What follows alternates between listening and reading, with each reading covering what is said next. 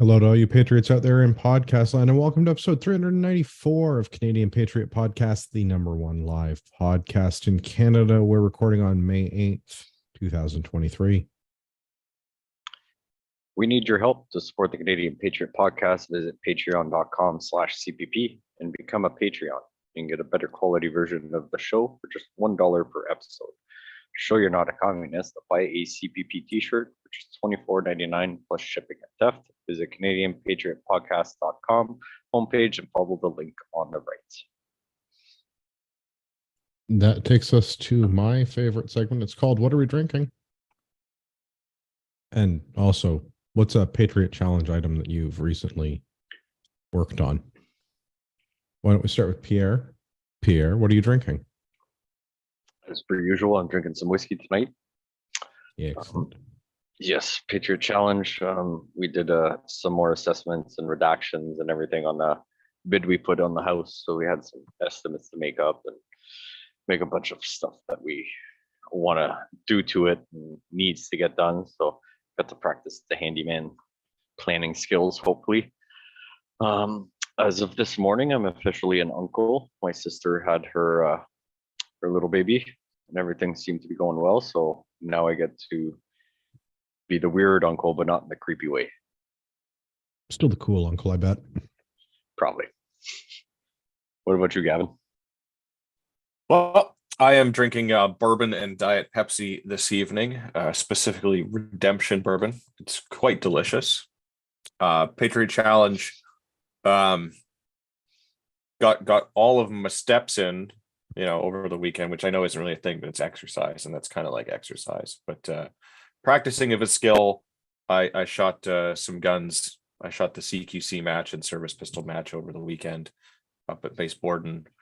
I believe I shot my best of both of those ever, so that's good.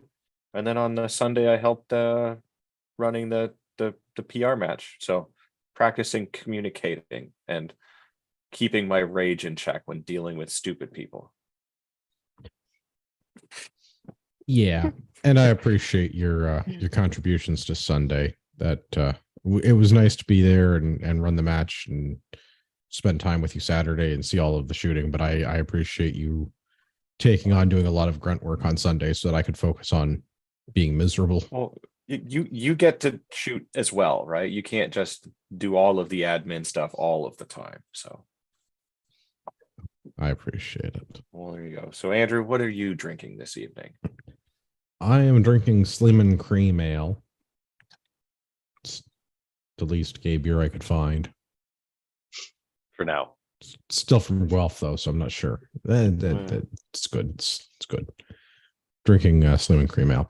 And I have also been working on all of the points on the Patriot Challenge. I am rereading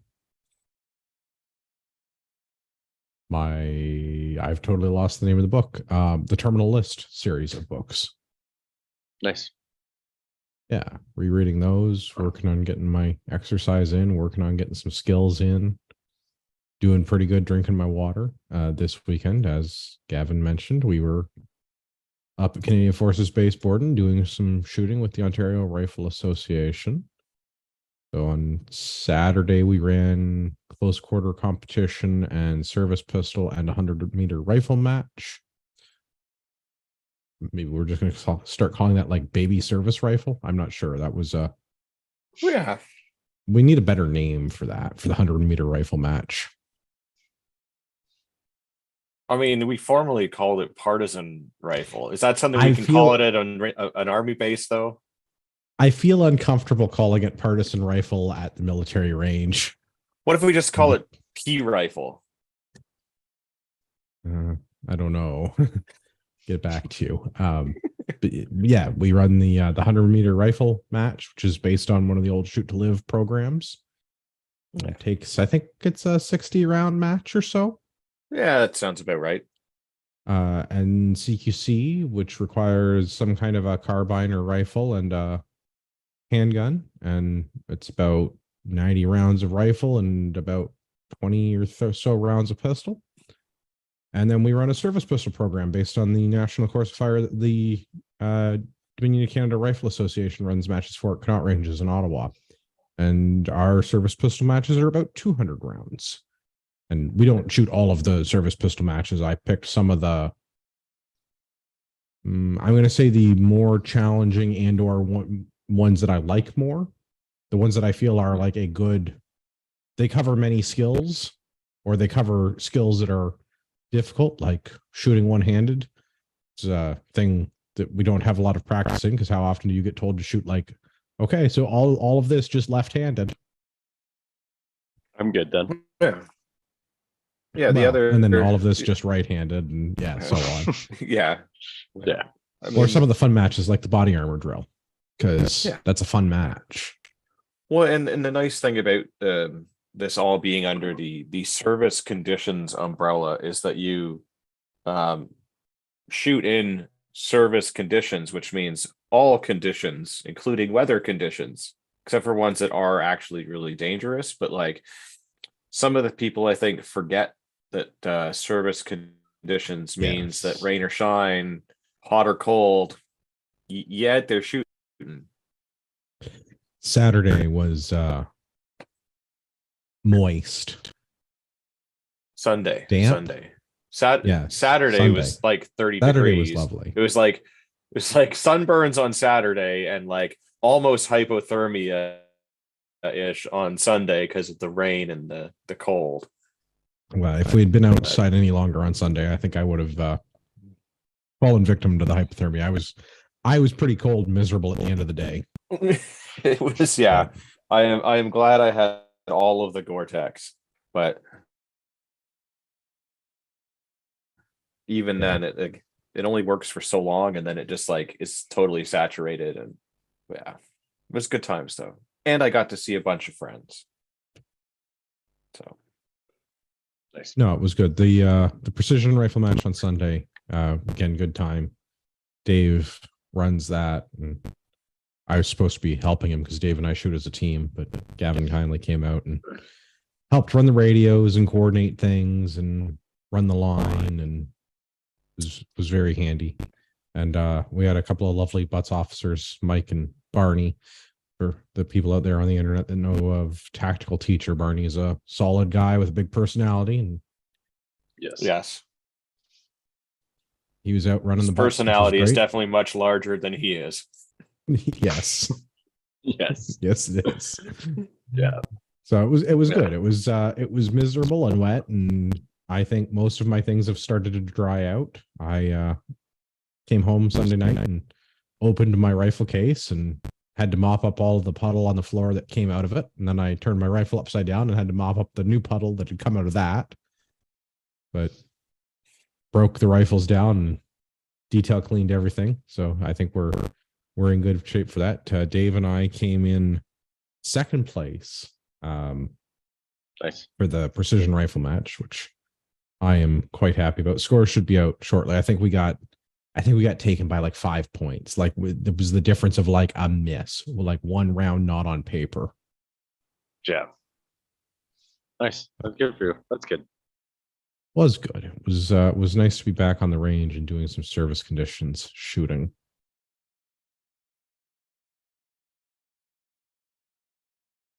Let's move along into the news. There is no listener feedback this week. But maybe while I grab a beer, Gavin wants to tell everybody about listener feedback. Well, I can certainly do that. If you want to reach the show, you can send us a message to feedback@CanadianPatriotPodcast.com. We'd love to hear your feedback, good or bad. We kind of enjoy your hate mail. So, send it. It's been a while since we've had some fake hate mail. So, just do that. You can also use the web page there. There's a feedback link that may or may not be working.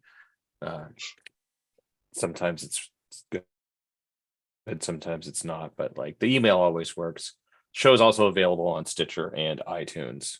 Leave us some iTunes reviews too or something while you're at it. It's been a while since we've had one of those. Maybe you can get us into the top 10 again. Well, while we're on that, upcoming events. Razul is happening May 18th to 21st. Pierre has other plans that weekend and will be forsaking the Finnish walking challenges. Yeah, not happening that weekend. Not for me. I will attempt to get the bare minimum of 10K in on one day. Excellent. I will likely do all of it because I need another pin because I am motivated by shiny enamel trinkets. See, I get a pin too. I get just a different color pin. Yes. Well, work on that. Razul is coming up. We also have the CCFR National Range Day. That's supposed to take place on June the 3rd. Yeah. There's also a bunch of ORA events coming up. June 3, CQC, June 4, Precision Rifle. You could celebrate National Range Day by coming out and shooting CQC with us. It's my preferred way to do it. There's a bunch of other ORA events going on in June and July and August. The ORA is finally starting to get their stuff sorted out. Well, what's a typical match for a precision rifle, ammo count wise? 60-ish. Yeah. 5 distances, 5 shots per distance, plus 2-ish sighters. Not every distance gets 2 sighters. There's the 500 only gets 1. 400 only. There's a distance that only gets 1. It's either the 400 or 500. You get 1 field expedient sighter, so it's not indicated. You just pick a spot on the berm and say that rock looks good. Send it and see how close you are. And also the berm is like about 70 feet behind the target, so like account for some like additional drop that's going to take place. And yeah, field expedient sighter is kind of an irritant, but generally it's going to be 5 out of the 8 distances that get shot. No, scratch that. 4 out of the 4 out of the 7 distances that get shot. It's always 10 shots per distance, and it's usually 2 sighters. Yeah. So 60 rounds should cover you. Yeah. Okay. That'll be more than enough. Yeah. I mean, like bring extra for makeups and reshoots and like stoppages and stuff. If you bring like 3 boxes or whatever, you're good. Yeah, I usually bring 100 rounds. It's way more than you need, but whatever. It's never hurts. 2 packages of 50 is a convenient size for my bag. Yeah, and it's not like the ammo goes bad, so you just shoot it at the next match. It's a good time. Great way to spend range day. Yes. Think of worse things while we're on the subject of range days and guns and all of that. And worse things, yeah. Well, and worse things. Yeah. It cannot be May Day without the Liberal government threatening to take away more firearms because commie is going to commie, I guess. Yeah. Yeah. I mean, it's their day, right? Yeah.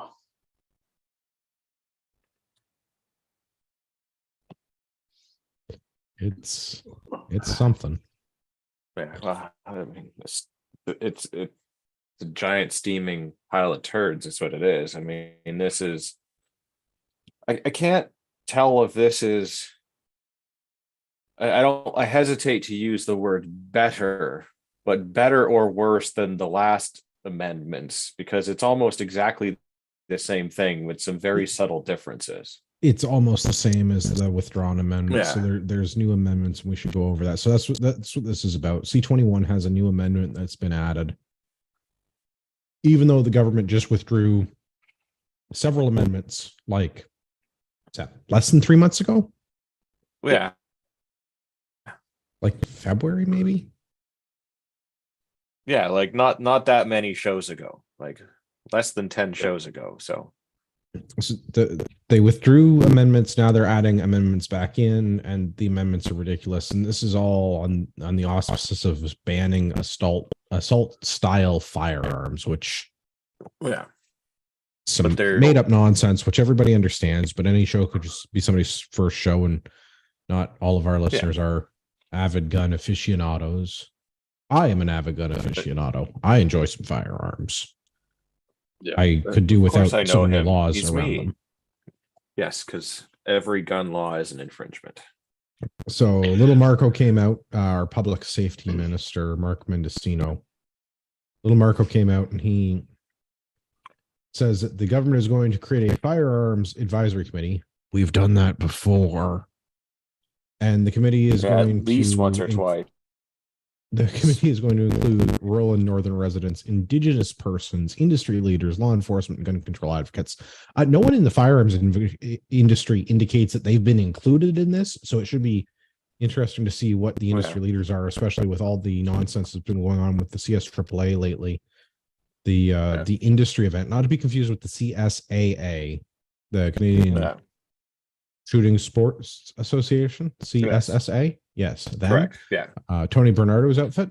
The CSAAA, the Canadian Sporting Arms and Ammunition Association, is the industry association, which you're not a member of unless you own a gun store. Yeah. So all those people threatening to never join their organization, your threats are empty unless you own a gun store. So there's been a bunch of political drama going on with that. I don't understand what's happened. The statements that people like Wes Winkle have made have just further confused things. I don't know, but I do. Just touching on the CSAAA piece, the industry association working on behalf of the industry to try and get compensation for the inventory and the products that their members have that they can't sell. Yeah, this is what an industry association is supposed to be doing. So, yeah. Take all your CSAAA drama and stick it. As Gavin says, your threats about not joining them are meaningless because unless you're actively involved in selling arms and ammunition, they're not looking for you to become a member. Yeah. And I mean, I certainly get the sentiment surrounding this where any help of the government is against us. Like, but also like there are small mom and pop gun shops that have, you know, thousands and thousands and thousands of dollars tied up in this nonsense that may go under. So, I mean, we kind of lose either way. It's either we lose the gun stores or we help the government. So like, there is no good option in this. There is no good option, but as an industry association, they should be working with their members to try and get some compensation for their members. Yes. And I do appreciate RDSC and their stance on this, and that they will not do it, and they will part out everything they have and continue to sell the parts that they are legally allowed to sell. And they will even be willing to buy parts and guns from the other stores that don't want to take the CSAAA option, but still want to stick it to the man. Which is great for Red Deer. Yeah. And I'm glad that they're doing that, but that's, I think, a pretty rare situation to be in. It gives people the out to not take the, you know, not to help the government, but to still receive compensation in at least some form for the inventory that they can't otherwise sell. So I think it is a better solution to a terrible situation. And I mean, I can't fault them too much either. It's not like this came out, 3 days ago and they're trying to cash out. Like this is stuff people 3+ years for 3 years. Yeah, with no plan in sight. Well, no plan, no updates, no anything, right? So I mean that there could be the CSAAA piece, I think, is the part that was like there's something going on that was not fully baked, fully fleshed out, whatever you want to call it, which is why the 4 retail board members resigned, which Chris correctly points out in the YouTube chat. And that's what I'm saying. The Wes Winkle piece. Wes Winkle owns Elwood Epson Aurelia. I think he was the president. He was in an executive position in the CSAA's board. Yeah. His statement, I think, further confused matters because it is long and it is not exactly clear. It is not clear in plain English what he was trying to accomplish. No, and I'm sure that, Mendocino. Then days later, Mendocino drops this that they're doing new amendments for C21. I'm sure the timing of that is not coincidental. Yeah, and when Mendocino was out there announcing this partnership, I am sure he exaggerated it as well to make it look much more as if they're in, lockstep, that they're in partners with the government where they want to do this. Like they're, Well, I mean, like that's like saying I'm a partner with the CRA because I have no choice but to work with them. There's not like I can't not and also stay out of jail. Yeah. So like you could say that I'm partnering with the CRA by paying my taxes. Well, I mean, if they weren't on strike, yeah. Yes, in a different timeline when the CRA was operating. Yeah. I paid my taxes sufficiently early so that they were processed prior to the strike. But that was just happenstance that the timing worked out that way. It was not because I was trying to like get ahead of the I take as long as paying my taxes is usually possible. My accountant just came through early this year. So I am keep my money as long as I can. Yeah. Yes, I try to keep my money as long as I can, and I try to pay them as over as long of a span with as little interest as possible. But yes, I think that saying that the industry organizations, or specifically someone like CSAAA, is working with the government is an exaggeration, in the same way that saying that I'm working with the CRA by paying my taxes. Technically accurate, not really truthful. Yeah. Very disingenuous is a great word. Yeah, there you go. Sorry. That, and I just to answer Chris's comment here quickly, no, membership in the CSAAA is not mandatory for the industry, and from what I'm hearing, their membership numbers are actually pretty low to begin with. Well, I mean, there's not exactly a great number of firearms retailers in this country. But I mean, just in terms of a percentage, I have heard one retailer say that their membership is somewhere around 3% of people in the industry. But again, without numbers being published, hard to tell. But and that could just be those small mom and pop shops or whatever, maybe not being able to afford those fees that they have to be part of the organization. Well, and on the inventory they've been sitting on for 30 years. Exactly. The other thing is, how do you slice up that industry? Does like every Canadian Tire franchisee count as a store that could be a member of the CSAAA but is not because Canadian Tire, like they sell guns and ammo, but are they going to be part of the CSAAA? I kind of doubt it. And every Canadian Tire is a franchisee, so it's not like Canadian Tire is going to join CSAAA and all of the stores are like counted as another gun shop. Yeah. And I mean, most of them only sell ammo. I mean, it's very far and few that guns are. Well, right? That's what I'm getting at. So, like, when except for Listowel, Listowel has a fantastic selection of guns still. I have been shopping at Listowel Canadian Tire, and let me tell you about the 22s they have for sale there. Yeah, and I mean, there's some of them that are just as good as walking into most other gun stores, and most of them are just a place where buddy buys a box of ammo every 3 years to go shoot Bambi or waterfowl or whatever. So like, it can be confusing on trying to figure out who's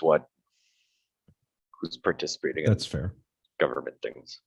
So other pieces with this bill, this is in ABC News, by the way, we're using American media for this. It really, it's the AP, the ABC News just was the first place that had access to the wire service from what I saw when I was Googling. Is like this happened right before we recorded last week, and people were telling us about it while we were on the show. So as soon as I looked afterwards, this was just the first one that came up. I'm sure it was just on the wire service. But ABC News, Canadian government proposes ban on assault style firearms. We talked about the committee. Little Marco's got a quote.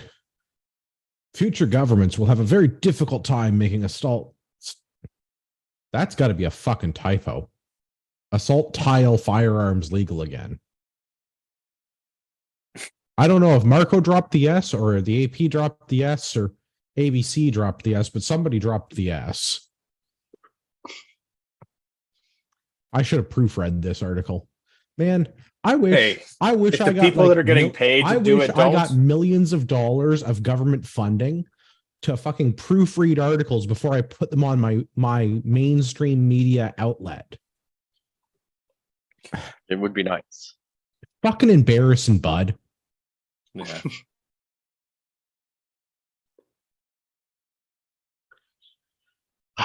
Wish I had a garbage can to kick right now. Fucking pheasants.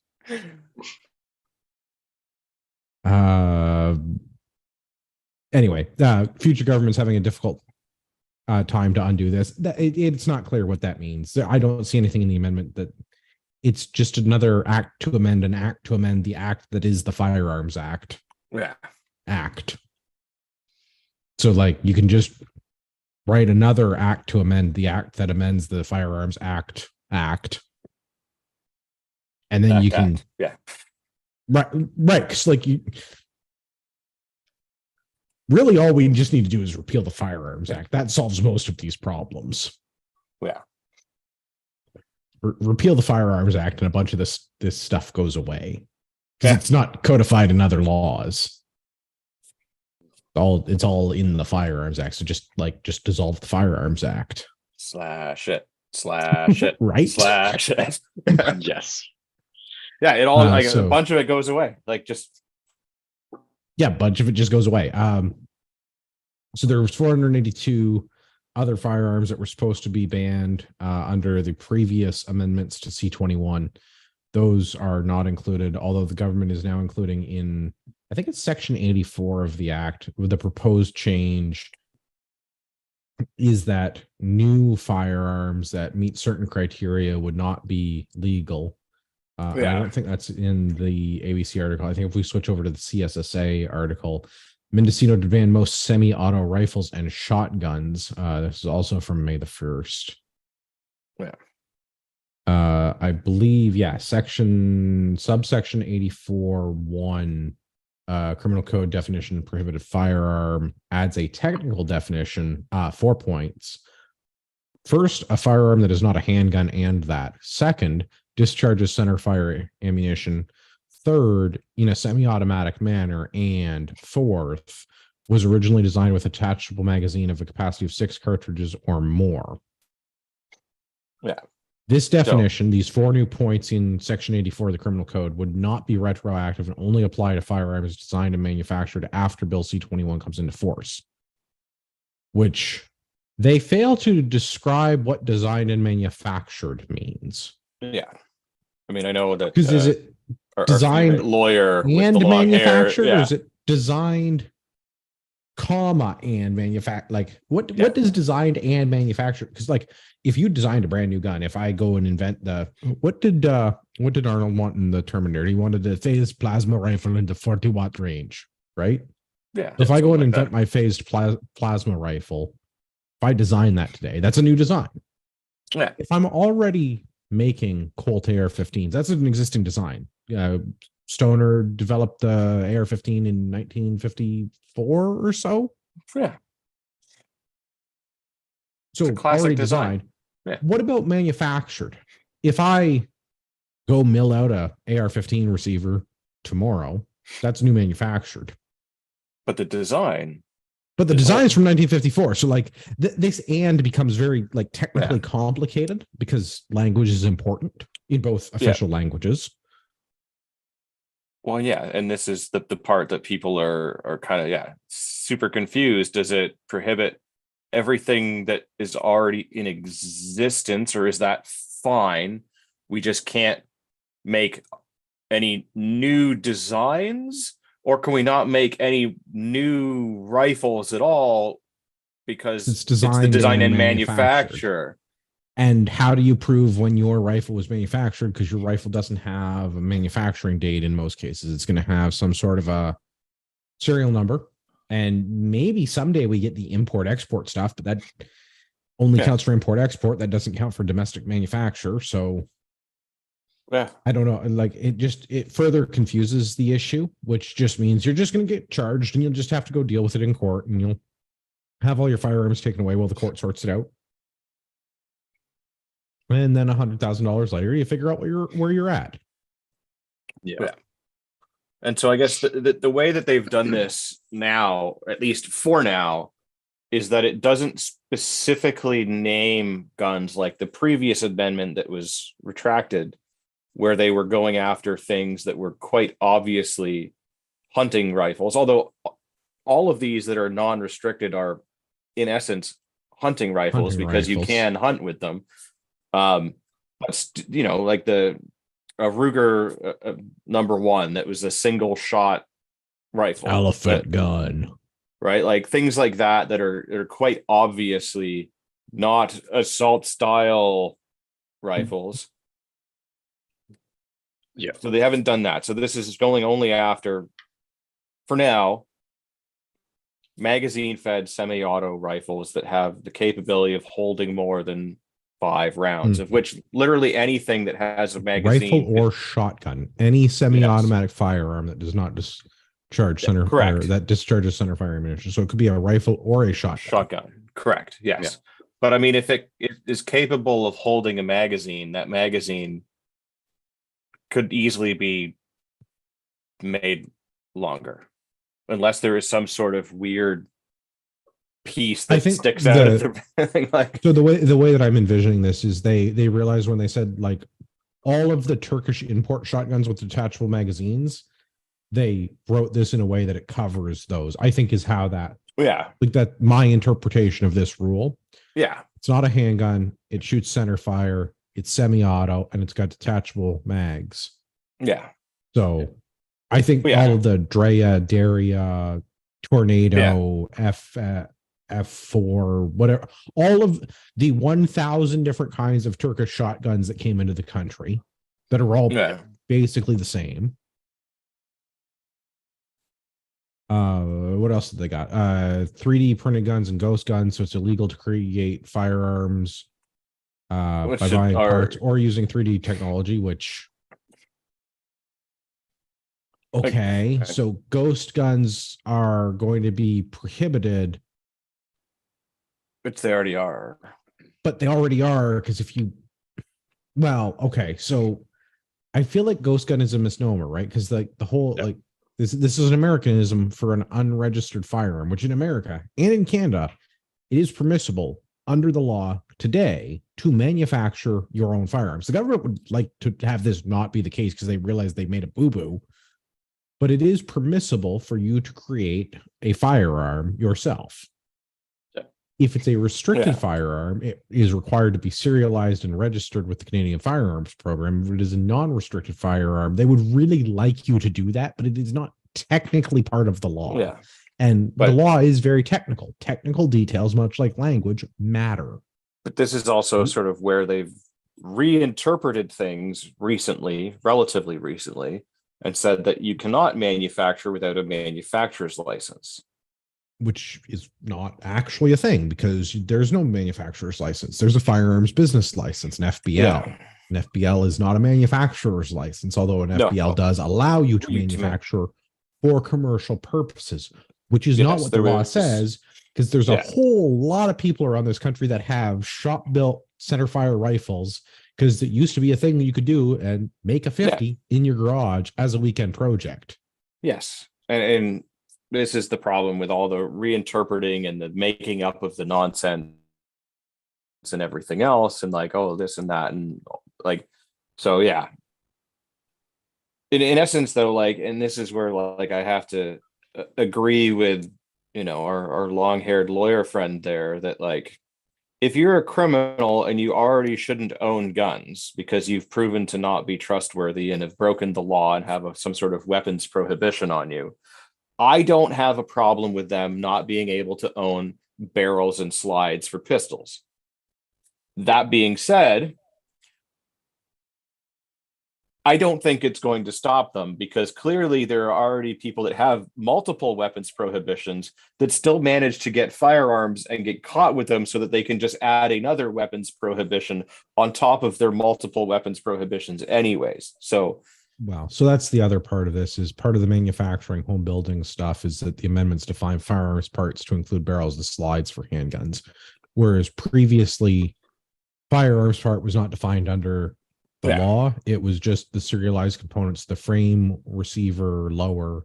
There's a couple of, I don't want to call them technical definitions because that's not really a fair assessment, but the frame or lower or the area where the fire control unit lives is considered the firearm. Yeah, I think there's a Under few the weird act. exceptions, but like, yeah, the serialized component The of the serialized gun. component is the firearm, Yes. and firearms parts were not previously regulated. Yeah. And it would be very hard to, I think, regulate firearms parts, because then, well, for example, you couldn't buy Schedule 40 pipe at Home Depot anymore, because technically that is a firearms part. Yeah. But I 'Cause I mean, can use that's Schedule 40 pipe to make a Sten gun. I mean, allegedly, hypothetically, Yeah. somebody with machine knowledge if and a if small you home workshop could, with yeah, if you no lived in the power time of tools, like make a World Schedule War 40 pipe. II and they were Yes. encouraging you to help the war effort, you could do that with that particular item. Yes. In theory, you could outfit an army with Sten guns that were made in garages without any power tools. Correct. And in theory was in like 1944 or so. In Minecraft. No, it really, like, the Brits were making Yeah, Sten guns yeah. in their garages towards the end of World War II. So Yeah. They were designed Yeah. that way, like so that we could make them with just hobby saying, if you're- machinists and yeah. the calling things firearms parts, I understand what they're doing by saying a barrel for a handgun is a barrel for a handgun and it should be treated like a handgun. I get what they're getting at. Yeah. The problem is it becomes very open-ended as to what qualifies as a firearms part. It's like I have some like metric screws that I use to hold my action together. Does that make like hex head, whatever kind of like the I don't remember the name of the type of screw that it is, but the action screws in my rifle that I can literally buy at Verfasco, does that make those like M10 hex head thing screw, whatever they are? Does like, is that a firearms part?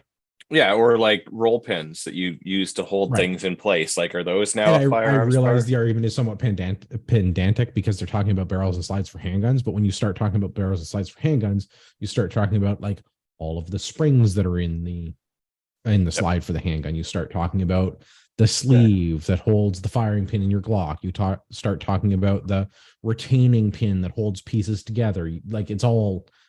Where are we drawing the line on firearms parts? And I understand right now they're saying barrels and slides, but like, well, but like, this is a silly thing to. So even if we were to regulate them in this country, much like we do pistols, like a complete pistol is regulated. What's to stop somebody from leaving this country and going to another country where all of those parts are unregulated and legally purchasing one there and illegally bringing it into the country, much like people are doing with illegal pistols importation now. Thing is its own thing, which we should probably get to that part in a minute. But I guess my problem with the firearms part is like, once again, this is further complicating things. If I have a spare slide for a Glock, which is like, it's the Honda Civic of handguns, which is maybe a bad analogy for people that aren't car people. But if you want to like play with your gun, if you want to play with your gun, a Glock is a platform to do that, because it's all like, you take it apart in your basement with a couple of hand tools. Like, I think you can strip a slide on a Glock with one punch. Yeah, if you have the skinny one, it'll push out the bigger one too. So I think you can do it with a single punch. Yeah. I don't think you can do it by hand, but I think you can do it with a single punch. I can do it completely without tools, or completely without power tools. You can do it with a punch. You take it apart. Okay, so you have a spare barrel. Yeah. How do you register and maintain your barrel? If you put them side by each, how do you tell them apart? Are we gonna have to go get them serialized now? Well, and register them somehow and prove that you owned them before the ban. And and are they going to be just banned, or is it just going to be like a registry? Like, we can continue to buy new ones, we just have to register them. Or how do we go about buying them? And then this is the thing. This just becomes very like cumbersome and burdensome for what would be otherwise legal owners and legal gun stores. and it becomes cumbersome and difficult for us to do, and it becomes problematic for the court system because then this is all burden of proof stuff, and it all just becomes very litigious when Yeah. there is a problem, and there will be a problem. This is all being written in such a way as to cause problems. Yeah, if we have to register barrels, I am buying a bunch of them, and then you and I are trading barrels frequently. There's no kind of compliance like malicious compliance. Yeah. Also, magazine restrictions. That's another one. The 2 points they have on magazine restrictions are very convoluted. Permanent alteration of long gun magazines so they can never hold more than 5 rounds. Ban the sale or transfer of magazines capable of holding more than the legal number of bullets. It's interesting how they chose the language for that. Yeah. But let's look at the first one first. The permanent alteration of long gun magazines so they can never hold more than 5 rounds.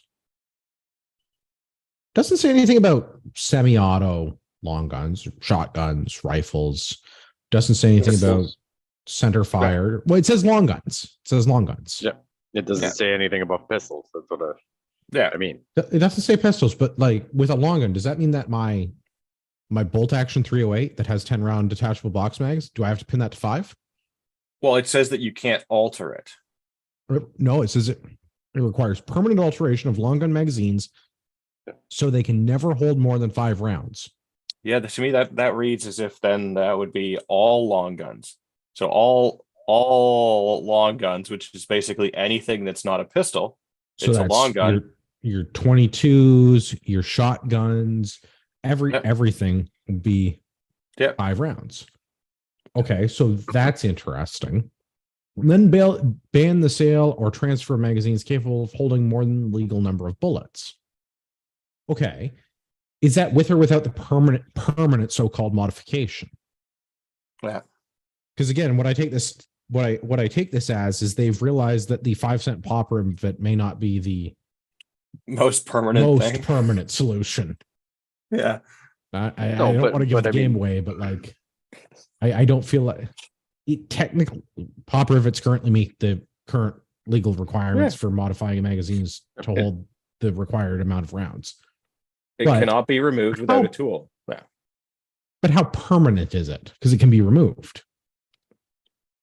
Because again, language is important. So even if I were to take, say, a metal bodied 30 round magazine and I were to cut it and then weld the bottom onto it to permanently make it 5 rounds. Right? How permanent is that even? Because there's nothing to say that I can't peel the bottom off and weld the rest back together and make a magazine, or just make a magazine from fucking scratch. If I have a machine shop and I have the technical capabilities, I could do that.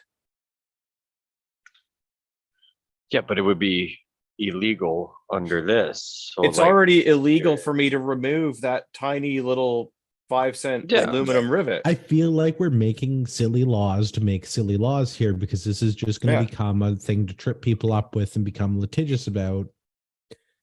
But I also think that this means like no more PMags.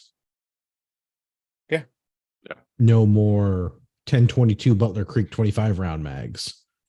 But am I allowed to keep the ones that I already have, or am I going to have to permanently alter them? And what constitutes permanent? I mean, it says permanent alteration and ban the sale and transfer. So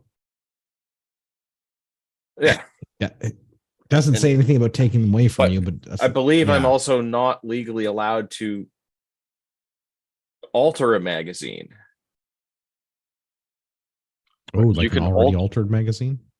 You can alter it as long as it hasn't been altered to hold more than whatever capabilities. So like if you cut the bottom off your PMag and somehow snip the spring and do whatever, as long as that you don't modify the magazine to hold more than what the current guidelines are, but the current it's is not 5. illegal. Yeah, 5, right? So take your area, right? You can't have more than 5. So you can do whatever you want. I would have to read over the current firearms rules and regulations, but I believe there is a thing in there that says that we are not allowed to modify magazines. Like just straight up, we are not allowed to modify magazines. Not So even if I were to modify it to make it compliant, that's still modifying it, and therefore I'm not allowed to modify a magazine.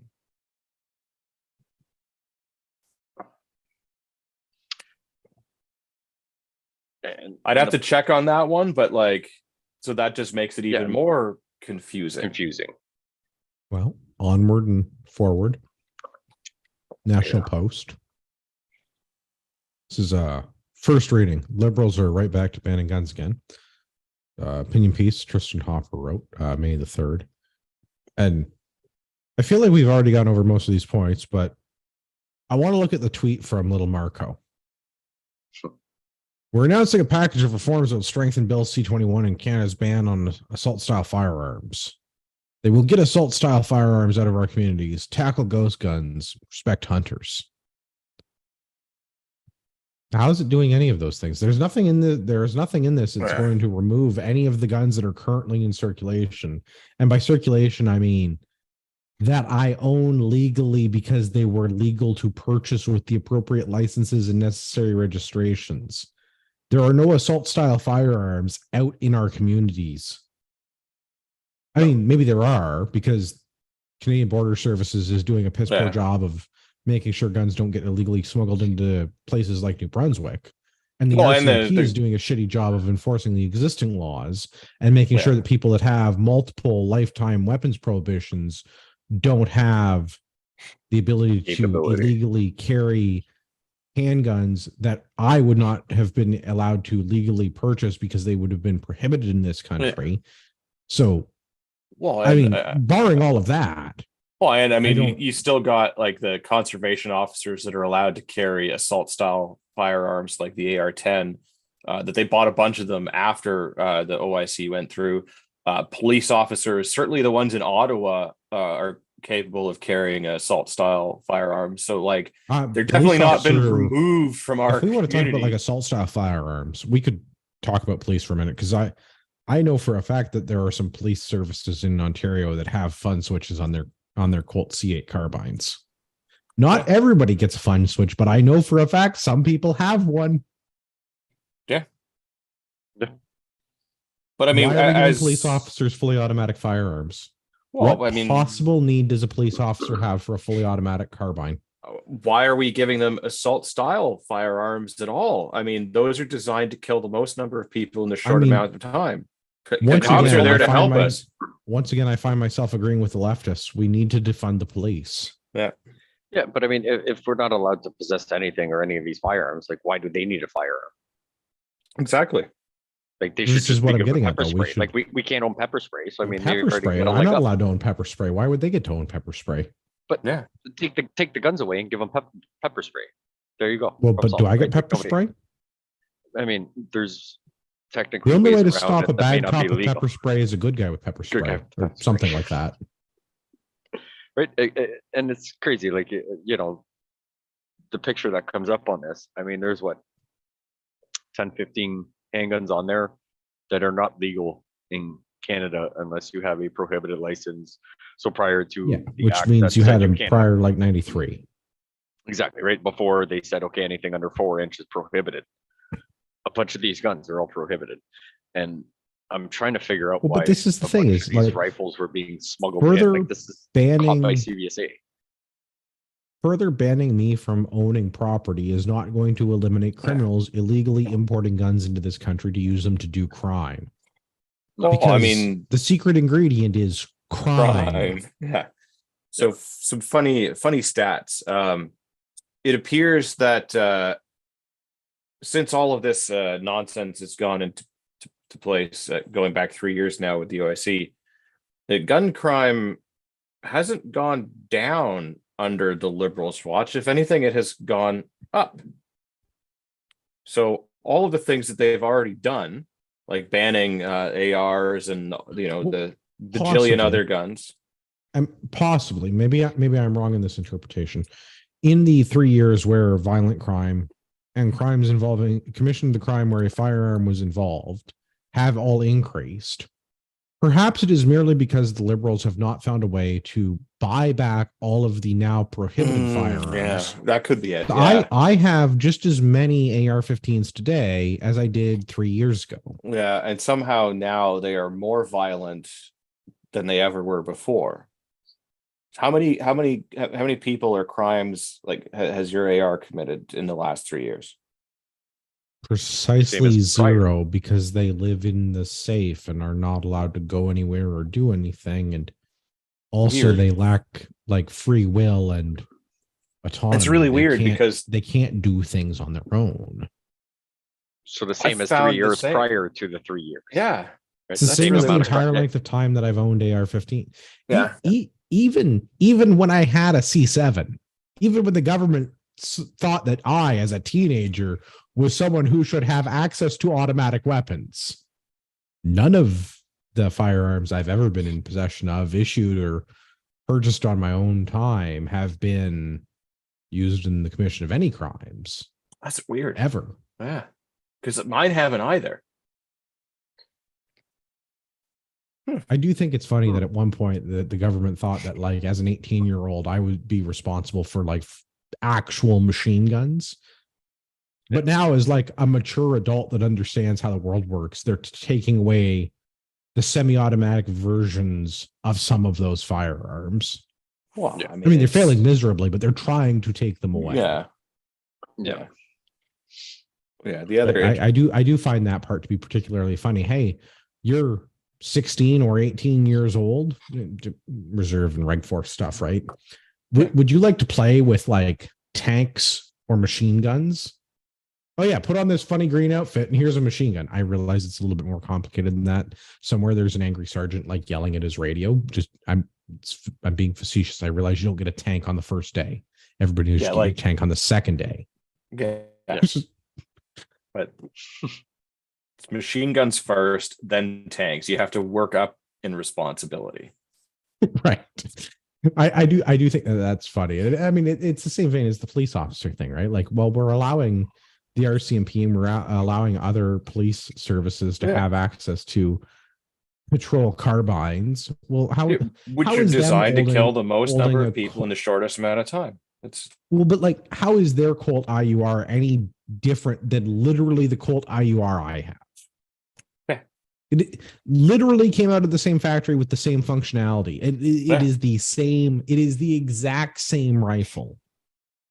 Yes, but they have gone through their 3-hour orientation course. I would argue and they that have mine to- is actually better than theirs because I've put some upgraded parts. Well, but you that's probably that's upgraded yours. But like, semantics. but I mean, Right, like there was a point in this country where you could go buy a Colt IUR and it was the exact same one that police services were able to buy. Yeah. I mean, not? for those watching, there's one on the wall right there, right Just there. don't handle it on YouTube. Yeah, so no, it's I'm a not violation of touching it. My terms. hands are nowhere near it, but it's right there. That's one right there. Yeah, it's weird. Yeah, and Very annoying that this is the track that the government is taking, but I feel like the government is not in the best of shape, and the Liberals do love to talk about what they're going to do to guns. Well, I mean, so they've also talked about things that they're going to do to criminals. They're going to increase from 10 years maximum sentence to 14 for gun trafficking. Another interesting stat, though, I heard today, in the entire time that the Liberals have been in power, not a single person has ever got the maximum of 10 years, which is weird because then, like, why would they need to go to 14 years if nobody's ever got 10? I'd be happy to meet with the ethics commissioner to discuss this and many other questions. Yeah. Yeah. I just have a problem with this National Post one. One of the Liberals' main gun control boosters, meanwhile, called the amendments a betrayal of all the victims of mass shootings. Police Souvien, one of Canada's most radical, racial gun control advocates, said in a legitimate statement that Trudeau has decided to leave weapons of mass murder in Canadian communities. But guns, like, they're trying to but take that's them just all and ban quoting them all. Pauly Souvien, and Pauly's just going to Pauly. That's Yeah. I wouldn't read It's into that just, very, like, very much. It's no, just but it's just Heidi the Rathjen and stupidity company are of just both of mad them. that they're not getting all of the guns Mm. banned today because that's their Yeah. goal, is to just make sure all of the guns get banned, because Yeah. they see everyone owning guns as a betrayal of victims from a specific mass shooting in Canadian history. So does Of that which mean that there have been remarkably few mass killings in Canada, and I don't mean the way Yes. that the RCMP records a stat of like more than four victims, including the perpetrator, results in a mass killing. I mean, like, in terms of like actual mass casualty events in this country, they're few and Two. far between, and as often does not seem to involve vehicles. Yeah. I can think of 3 off the top of my head. It's interesting. I can also think of 3 that I would call mass. Yeah, So the Nova I Scotia, am- the Quebec City Yeah. Moss, and police the one Yeah. that Police Suyev is talking about. What school was it? I had Montreal. actually forgotten Nicole about the Quebec Polytechnique. Mosque one, because I am there is Were you hardly thinking of ever the New been Brunswick one with the guy? No, I Oh, was yes? thinking of the Humboldt Broncos, because you Yeah. shouldn't let new Canadians that don't know how to drive truck run teenagers over when they're going to a hockey Yeah. tournament. No, yeah, but that's that, true. that wouldn't be a. I mean, so are we talking strictly firearms or? No, that's what No, I'm saying. just in Like, just like general, yeah. mass homicide generally. Well, I Okay, guess well, then then you there's got to a guy- talk about the guy that drove the van down the street in Yeah, but Toronto. But that's what I'm saying. Like, Yeah. I can think of just as many cases where people have Yeah. used vehicles to commit mass homicides as they have used firearms to commit mass homicides. Yeah. And I know it's a trite point, but nobody's tried to take away my pickup truck. Well, that's because it was vans. Vans and buses. But nobody's tried to take away my box vans or my semi trucks either. Right. So I mean, off the top of our heads, in the last when was École Polytech? That was what, the 80s, right? 84? 84 sounds Am I right. wrong? It's 88, right? Early 80s. So I mean, we're talking what, the last 35 years. We can think of 3-4 things that maybe you could consider anything. New Brunswick, how many people were there? How many people were taken in that? There was Interning. 1 or 2. Ecole Polytechnique was December 6th, 89. Yeah. 89? Okay. Yeah, okay. 89. So yeah, way off. Well, off by quite Right, a bit. So I decade. mean, so we're talking the New Brunswick thing, which happened 3 years ago. That, the mosque in Quebec City. Still not And then convinced that one potentially- happened. Okay, and I mean, technically, we can also talk about. I don't remember the stats on how many people actually passed away compared to how many people are injured or have life-altering complications due to what happened. Same with the one in New Brunswick, where I believe 1 or 2 RCMP officers ended up losing their lives, and a few people because all they had was a shotgun, and Buddy was 3 floors up with the centerfire hunting rifle. And there was that whole big thing about where the RCMP fucked up again. But I mean, they don't happen often, and because of that, people that are responsible and do their due diligence and do all the things and enjoy their pastime just as much as the people enjoy going to their cottage to go on the boat or go golfing and go drive a golf cart and drink overpriced beer from the beer cart and spend $1,000 to be part of this specialty club where I have no interest in. I can't do what I want to do. Okay. But what if we take away your golf clubs? You good with that? I would be curious to see how many people have been murdered by golf club or baseball bat or hammer in this country. I would imagine baseball bat or hammer would be higher than golf clubs. I don't think golf clubs would be top of the list.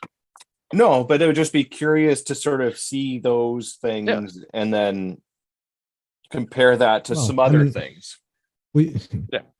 Any show could be somebody's first show, and we've been over it before, but it bears repeating. If you want to save people's lives in this country, the way to do it is to ban swimming pools. More people accidentally drown than by most other things in their home. So if you wanted to stop people accidentally dying in their own home, if you wanted to stop people from dying in their own home, the easiest thing to do is just ban swimming pools. Because more people accidentally drown in their own home than anything else. Yeah. But if we wanted to do that, I mean, like we could ban fast food and soy and GMO and a bunch of other stuff that's leading to obesity and heart disease and resulting in heart attacks and premature deaths. I mean, we could also ban government. I'm pretty sure government has killed more Canadians than anyone else. Are you thinking of doctors? Yeah, but they were acting on the behalf of the Canadian government. But yes, but I mean, in terms of like, I don't know if malpractice is exactly the right word, but through medical error, more people die in this country than by any other cause up until recently. Yeah. But now doctors are doing it on purpose because medical assistance in death, medical assistance in dying, MAID, is now one of the leading causes of death in this country. They make it sound so nice by calling it MAID. Like, oh, we'll just have a maid come and deal with that. They'll be wearing one of those outfits. Medical assistance in dying is now one of the leading causes of death in this country. Yeah. And which I suppose you could argue is government. Yeah. Socialized healthcare. Because of government, we're allowed to do it. Right? That wasn't an option until government said it was okay. Yeah. You could do it at home by yourself, but now the doctor does it for you. No, if you do it at home by yourself, it's actually a crime. Yeah, no, Yeah, that's Fun fact. What do you do? Get a life sentence at that point? No, I'm just that's what I'm saying getting at. that it is a criminal offense under the criminal code. Yeah. If it pleases the crown. The snowflake one or the old one? Yes. Chris on YouTube has been very active and is also pointing out that one of the leading causes of death is dying suddenly. Sudden Not wrong. death syndrome, yeah. SADS. There has been an uptick in sudden deaths lately. Yeah, SADS is a thing. Probably also related to government, which was definitely not forcing you into any sort of medical coercion. No. That makes sense. I support that statement. Other closing thoughts on the failure that is C21? I mean, a billion, but like, I don't know. This whole thing is just makes no sense. And I'm trying to look for any sort of logic in this is pointless because liberal government, but like, or just government in general. But I don't know. I have a feeling that the court cases that kind of came through recently worried the government that certain things might potentially get unbanned because all of the people that were arguing on our side did an amazing job. The government's reasoning was just, but because. And so now they're trying to cram all of this stuff into C21 at the last minute in the hopes that if it now becomes law, like actual law, because it was voted on and did a bill and all of the things, then like it doesn't, the outcome of the court cases is irrelevant at that point, because if by law they become banned, as opposed to some sort of weird magic piece of paper, not that they're not all magic pieces of paper, but like it can't be undone as easily. But I don't know. I could be wrong, and I could just, they're just terrible people and they just don't want us to have any fun. Yes. I don't think they want us to have any fun. I mean, if I were planning on being a dictator and causing problems for my citizenry, I wouldn't want them armed either. I mean, yeah. I'm just curious where all the people that when these first amendments came out with C21, there was a big uproar all over the socialist medias, all over the place. And then they were like, fine, we'll take them away. Then all those, goofy, stupid motherfuckers disappeared. Said, you guys deal with what you guys had to deal with the OIC and everything. And now they're slowly coming back. Or not even slowly. They're just like, hey, they're back now. Where are they? Yeah. Where were they 3 years ago? Most people are not paying attention. Politics is hard. Politics is hard and very upsetting. There's a lot of information. The people that are doing it professionally are very good at creating very small sound bites to make it sound like they're working in your best interest and they're getting a lot done and they're very busy and important people. And the average person doesn't want to sift through all of that to find out what's actually going on. And They definitely don't want to Yep. actually be involved in the process in order to direct what is going on. To be involved in your riding association or be involved in local politics or to, and the federal politics is so much more removed than that, even to as an individual to follow federal politics and think that you have in any way a way to influence that. Yeah. It is very disheartening, but I have a solution. I have a solution. Every time Justin Trudeau tells a lie, buy another box of ammo. This may come in handy in the future. Yeah. Also, do one push-up. Just buy a box of ammo. Every time a politician lies, buy another box of ammo. Ammo only appreciates in value. I've never seen ammo come down in price. Yeah, that's true. No. Even when Buy it more becomes ammo. more readily available and everything balances Buy more out, ammo. it still stays the same price. Yeah. Or sign up for a shooting match every time a politician lies so that you get better.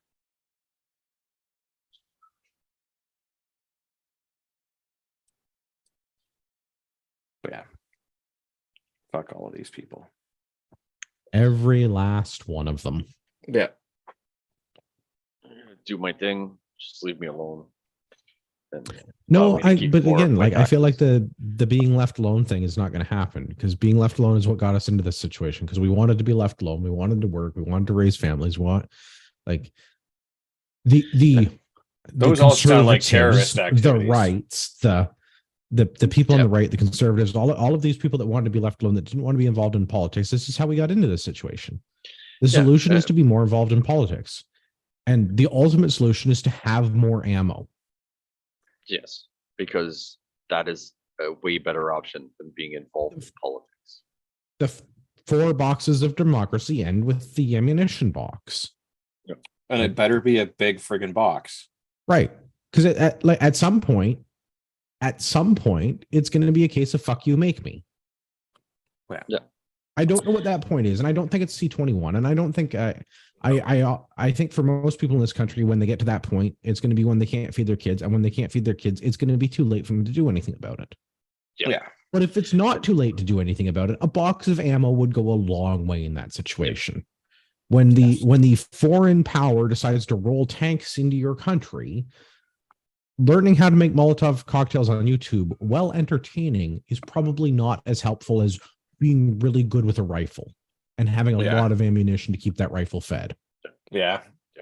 Those tanks are pretty fireproof these days. Not that they're not bulletproof, but you know. I'm just like, we've seen the Ukrainian conflict. They keep sending man pads and all of these other artillery implements, and they were training people in Kyiv how to throw Molotov cocktails on tanks. Yeah. Those are valid options. Yeah. Yeah, but they shouldn't be your first being option. really heavily armed and being willing to exercise violence on people that want to do you harm. Yeah, like that should not be your first go-to, but it should be once you've got your ammo stacked. That is a nice thing that you were like, I don't really have to use these 10 rounds that I would use for this, and I want a little bit of entertainment that you can throw the Molotov cocktail and stretch out that trigger arm and the holding of the well, things. I mean, also it's good like for exercise. Reduce, reuse, recycle, right? You got to do something with all of those empties, right? Gotta love the environment, buddy. Yeah. But yeah, that's all I've got.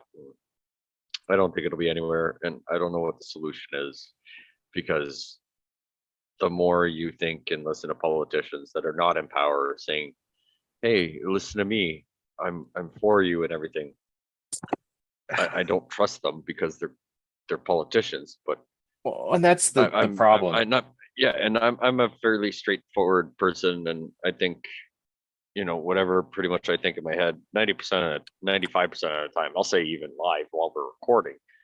But I'm like, I have no interest in being in politics. And then you need so many more people to be in politics for that to happen, to actually affect the change, that it's very discouraging to think that anything could get done without. But I mean, this is somehow the problem, making everything happen.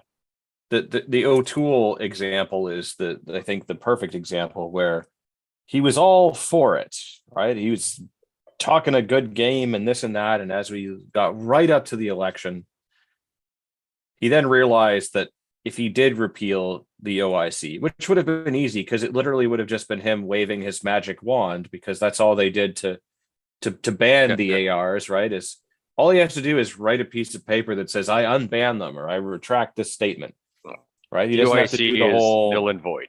Yeah, he doesn't have to do the whole put a bill forward and like spend all this time and, you know, make another committee and a committee about committees and then a third committee about how committees meet with other committees and all of this nonsense and budgets for flying all over the place to talk to everyone. Just wave a magic wand. That's all he could have done. But even that, to undo this, which doesn't make anyone safer, doesn't do anything to benefit anybody, would still negatively impact his political career. So you need to have somebody that, quite frankly, just doesn't give a fuck and is going to be very happy to have a one-term. Yeah, I'm here for 4 years and I'm going to fix this shit. And I'm gone. I'll never be back because I fixed it. Right. But I think that's part of the thing is even just having happened. the mentality of wanting to fix it is the problem. Their mentality needs to be going into this is like, I'm going to fuck this up so badly that they can't fix it by just like abolishing the Firearms Act altogether so that we can own machine guns unregistered. Because, you know, putting that can of worms. I don't know. I mean, yeah. But, yeah, so you know, and yeah, that's the problem, right? Is politicians is how can I make the most amount of money? How can I do the most things? How many times can I get in power or be in a position where I make a stupid amount of money? How can I stay in power? That's it. And how can I spend other people's money? Yeah, right. And continue to spend other people's money. Yeah. Or get the position where I get paid every year a stupid amount. I get a charge account. And this, that, and everything, but like you didn't do any good and you don't do any good for anybody. And all it is you, at the end of the day, you're just a leech on the system of the hardworking people that pay taxes and pay for all these people to go around and do stuff, or, you know, pay for all these stupid fucking committees and everything. And it's just like when can we get that nice button to hit where, you know, I'm not saying reset tomorrow, but like, okay, we had an election, or you know what, the next 2 years, we're gonna start slashing some stuff that are completely useless, and start putting people that vote for people with more authority. Like I vote for where I live to be in a certain position based on their views, but that's one person in a giant party in a part of the country that does not predict who wins and doesn't win. So as much as I want that person in power, or, you know, sitting for the term because I agree with his views, that one person where I live is going to do nothing because where I live has a different political view than, you know, the butthole and this province and this area, that they're going to be the ones that run the country. So I'm like, it's discouraging to even attempt to want to exercise our rights to, you know, put someone or put your faith behind someone that talks the talk and you can relate to. It's like, man, I want to support you and everything, but it's also a giant waste of time, and it's aggravating and frustrating, and I don't know how to fix it. Time until it's not. Yeah. People need to be politically aware of what's going on. They don't have to like it. They don't have to agree with it. They have to recognize that they probably can't do anything about it, but that doesn't mean you get to just check out. Yep. And I'm not saying check out, but I'm just saying, right, like it's very discouraging. So it's like, you just go through the steps, right? Like this is the least douchebag person. So you go to the thing, you show them your ID, you show them your card, you go behind your little kiosk and you check the box and you hope for the best. And years down the road, you do the same thing. I'm not saying you should stop doing that, but it's just, it's annoying that knowing for the next however amount of years until that day comes, where I end up in a camp or surrounded by hot brass, that's what it is. And there's not much else, not many other big options to try and get back Well, to there are certainly how no it should good be. options. Yeah.